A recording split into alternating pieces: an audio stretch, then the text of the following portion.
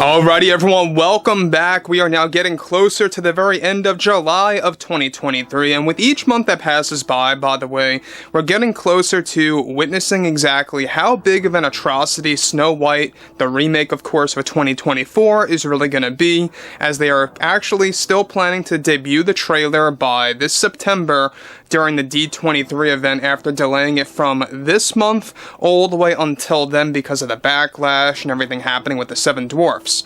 This is Mike Zero. Subscribe if you're new and like this video to see future updates. I'm also on Twitter at Mike01. I thank you all so very much for the great and kind support, and let's get right into the situation, shall we? Now, we know that Snow White is among one of the most controversial Disney movies ever, because not only is it rooted to their very start in the movie, side of things, but we also know that this is also a film that is literally just mocking the true legacy of the famous tale of Snow White. Now, one thing that bothers a lot of people, and yes, this is 100% real, is when Gal Gadot and Rachel Zegler were being questioned about the film, Zegler says it's no longer 1937, so we're giving a modern take on it, and Snow White, is not going to be saved by the prince, she's not going to be saved by this, she's not going to be dreaming about true love, she's dreaming about becoming a leader, she knows that she can be, and what her late father told her, etc., etc. Zegler and Gal talked about that. This is 100% real, it's on there.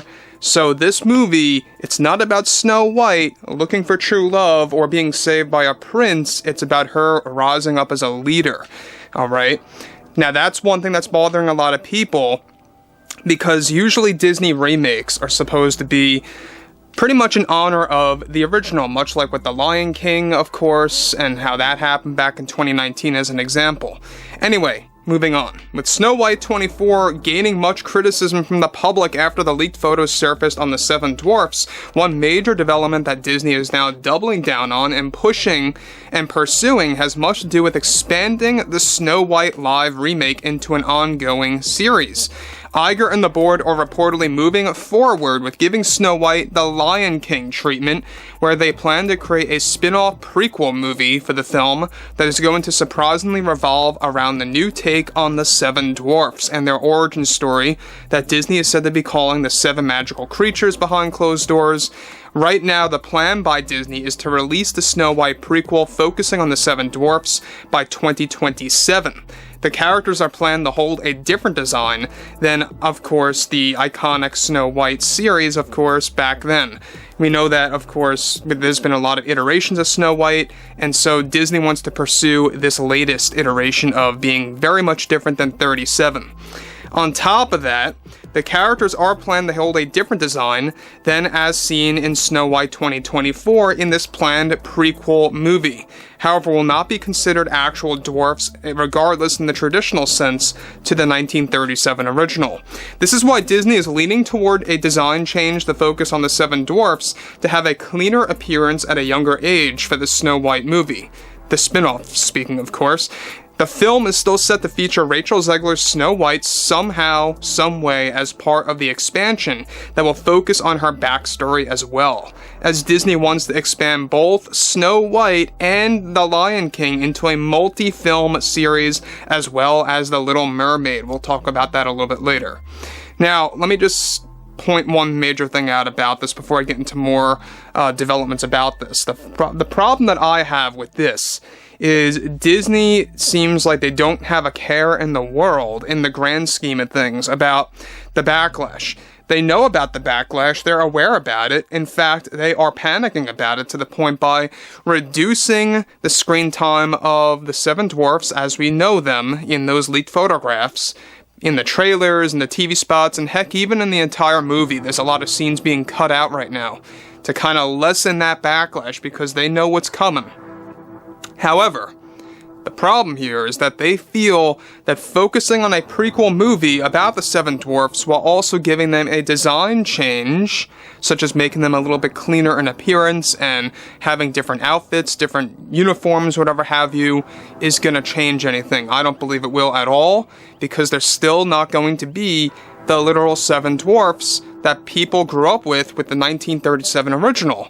So that lies a very big problem, and I always have had a problem with Disney for the past 5 years lately. Everything that they have been doing with Star Wars and, lately with the latest Marvel phase and everything just going downhill with the Disney remakes. I mean, this is something that needs to be changed, and the only way to really change it, if you really want to get technical, you have to get rid of Iger, you have to get rid of many of the board members, shareholders have to take a stand to get rid of those board members, but the deeper problem is some of the top shareholders are also a part of the problem. So it's like a real piece of concrete that you're trying to break that's just tough to get through right now. And that's really the brick wall at this moment.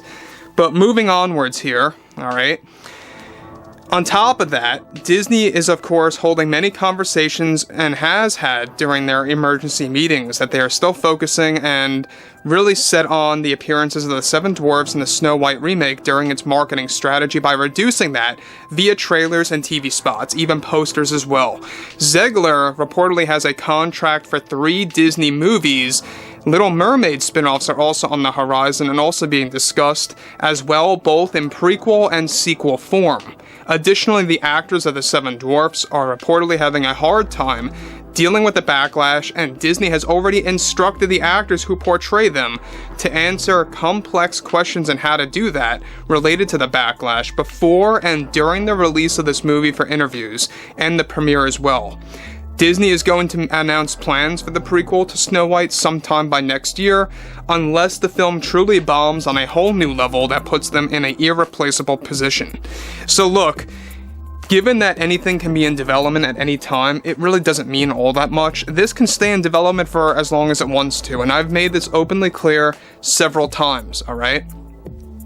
Even with the Indy 5 sequel, which is in development, we gotta remember that what you can define by in development, that can be brainstorming, that can be discussions, conversations, just talk, basically, between the studio heads and the creators and stuff like that, trying to get an idea together.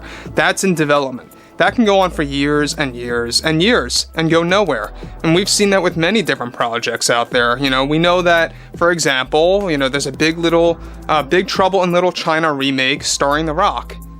That's in development, and it has been for like at least 4 or 5 years, and it's gone nowhere.